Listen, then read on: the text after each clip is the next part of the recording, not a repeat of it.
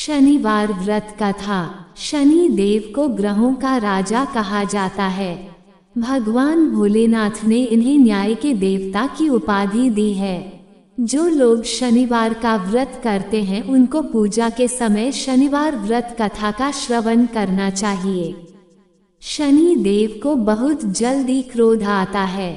इसी क्रोध की वजह से पिता सूर्य से इनकी नाराजगी बनी रहती है। इनके क्रोध से सभी बचने की कोशिश करते हैं, वरना व्यक्ति पर मुसीबतों का पहाड़ टूट पड़ता है। इसलिए इन्हें प्रसन्न करने के लिए शनिवार व्रत रखा जाता है।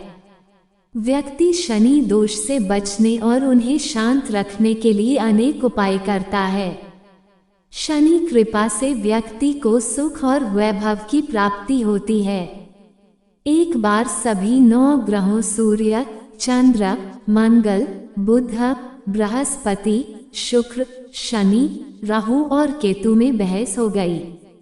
कौन सबसे बड़ा है? आपस में लड़ने के बाद सभी देवराज इंद्र के पास पहुंच गए। इंद्र असमंजस की स्थिति में निर्णय नहीं दे पाए, परंतु उन्होंने सभी ग्रहों को सुझाव दिया कि पृथ्वी पर राजा विक्रमादित्य ही इसका फैसला कर सकते हैं, क्योंकि वो बहुत ही न्यायप्रिय राजा हैं। सभी पृथ्वी पर राजा विक्रमादित्य के पास गए और अपने आने का कारण बताया। राजा उनकी समस्या को सुनकर बहुत परेशान हो गए। उनका चिंतित होना लाजिमी था, क्योंकि जिसको भी किसी से छोटा बताया तो वही गुस्सा कर जाएगा। राजा के काफी सोच विचार के बाद उन्हें एक उपाय सूझा। उन्होंने सुवर्ण, रजत, कांस्य, पीतल, सीसा, रांगा, जस्ता, अभ्रक और लौह से 9 सिंहासन का निर्माण करवाया। उन्हें उपर्युक्त क्रम में रख दिया गया। सबसे निवेदन किया गया कि क्रमानुसार सिंहासन पर आसन ग्रहण करें। शर्त रखा गया कि जो सबसे अंतिम में सिंहासन पर आसन ग्रहण करेगा वही सबसे छोटा माना जाएगा, जिसकी वजह से शनि देव सबसे बाद में आसन प्राप्त कर सके और सबसे छोटे कहलाए। क्रोध के आवेश में आकर शनिदेव ने सोचा कि राजा ने ये सब जानबूझकर किया है। कुपित होकर राजा से कहा कि राजा, तू मुझे नहीं जानता। सूर्य एक राशि में 1 महीना, चंद्रमा 2.25 महीने 2 दिन, मंगल 1.5 महीना, बृहस्पति 13 महीने, बुध और शुक्र 1 महीने विचरण करते हैं, लेकिन मैं 2.5 से 7.5 साल तक रहता हूँ। मैंने बड़े बड़े का विनाश किया है। श्री राम की 7.5 आने पर उन्हें जंगल जंगल भटकना पड़ा और रावण की आने पर लंका को बंदरों की सेना से परास्त होना पड़ा। क्रोधित शनिदेव ने राजा से कहा कि अब आपको सावधान रहने की जरूरत है। इतना कहकर शनि देव कुपित अवस्था में वहां से चले गए। समय गुजरता गया और कालचक्र का पहिया घूमते हुए राजा की 7.5 आ ही गई। तब शनि देव घोड़ों का सौदागर बनकर राजा के राज्य में गए। उनके साथ अच्छे नस्ल के बहुत सारे घोड़े थे। जब राजा को सौदागर के घोड़ों का पता चला तो अश्वपाल को अच्छे घोड़े खरीदने के लिए भेजा। अश्वपाल ने कई अच्छे घोड़े खरीदे। इसके अलावा सौदागर ने उपहार स्वरूप एक सर्वोत्तम नस्ल के घोड़े को राजा की सवारी हेतु दिया। राजा विक्रमादित्य जैसे ही उस घोड़े पर बैठे वह सरपट वन की ओर भागने लगा। जंगल के अंदर पहुंचकर वह गायब हो गया। भूखा प्यास की स्थिति में राजा जंगल में भटकते रहे। अचानक उन्हें एक ग्वाला दिखाई दिया, जिसने राजा की प्यास बुझाई। राजा ने प्रसन्नता में उसे अपनी अंगूठी देकर नगर की तरफ चले गए। वहां एक सेठ की दुकान पर पहुंचकर उन्होंने जल पिया और अपना नाम वीका बताया। भाग्यवश उस दिन सेठ की खूब आमदनी हुई।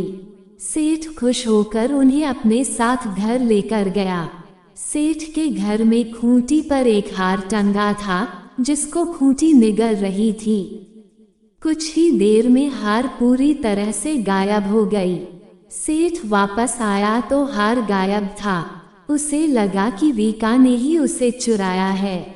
सेठ ने वीका को कोतवाल से पकड़वा दिया और दंड स्वरूप राजा उसे चोर समझकर हाथ पैर कटवा दिया। अंपग अवस्था में उसे नगर के बाहर फेंक दिया गया। तभी वहां से एक तेली निकल रहा था, जिसको वीका पर दया आ गई। उसने वीका को अपनी गाड़ी में बैठा लिया। वीका अपनी जीभ से बैलों को हाँकने लगा। कुछ समय पश्चात राजा की शनि दशा समाप्त हो गई। वर्षा काल आने पर वीका मल्हार गाने लगा। एक नगर की राकुमारी मनभावनी ने मल्हार सुनकर मन ही मन प्रण कर लिया कि जो भी इस राग को गा रहा है वो उसी से ही विवाह करेगी। उन्होंने दासियों को खोजने के लिए भेजा, परंतु वापस आकर उन सभी ने बताया कि वह एक अपंग आदमी है।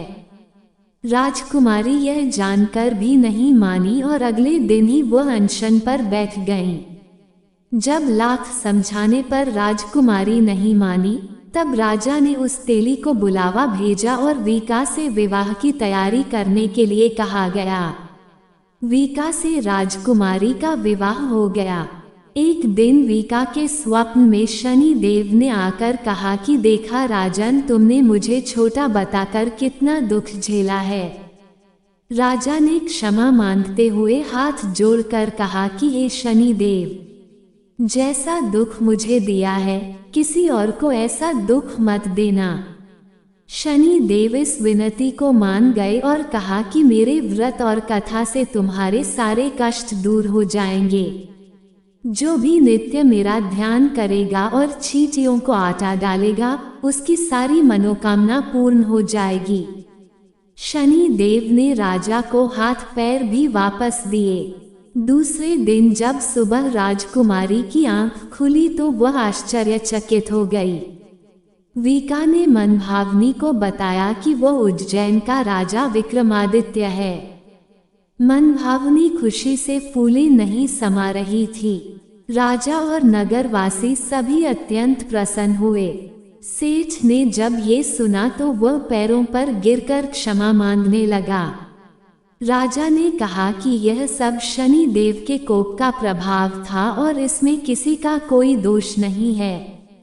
सेठ ने निवेदन करते हुए कहा कि मुझे शांति तभी मिलेगी जब आप मेरे घर चलकर भोजन करेंगे। सेठ ने कई प्रकार के व्यंजनों से राजा का सत्कार किया। जब राजा भोजन कर रहे थे तभी जो खूंटी हार निगल गई थी वही अब उसे उगल रही थी। सेठ ने अनेक मोहरें देकर राजा का धन्यवाद किया और अपनी कन्या श्रीकंवरी से पानी ग्रहण का निवेदन किया। राजा ने सहर्ष स्वीकार कर लिया। राजा अपनी दोनों रानियों मनभावनी और श्रीकंवरी को लेकर उज्जैन नगरी लौट आए। सारे नगर में दीपमाला और खुशी मनाई। राजा ने घोषणा करते हुए कहा कि मैंने शनि देव को सबसे छोटा बताया था, लेकिन असल में वही सर्वोपरि हैं। तब से सारे राज्य में शनि देव की पूजा और कथा नियमित होने लगी। सारी प्रजा के बीच खुशी और आनंद का वातावरण बन गया। शनि देव के व्रत की कथा को जो भी सुनता या पढ़ता है उसके सारे दुख दूर हो जाते हैं।